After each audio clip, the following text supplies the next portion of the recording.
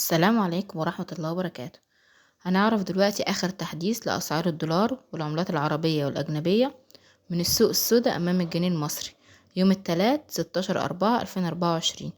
سجل سعر اليورو سعر الشراء 51 جنيه و55 قرش، سعر البيع 51 جنيه و98 قرش. سجل سعر الجنيه الاسترليني سعر الشراء 60 جنيه و27 قرش، سعر البيع 60 جنيه و85 قرش.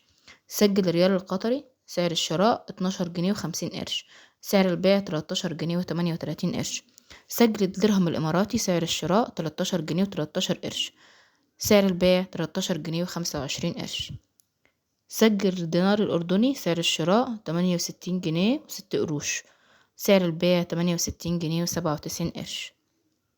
سجل الريال السعودي سعر الشراء 12 جنيه و82 قرش، سعر البيع 12 جنيه و99 قرش، يعني 13 جنيه. سجل الدولار الأمريكي سعر الشراء 48 جنيه و40 قرش، سعر البيع 48 جنيه و70 قرش.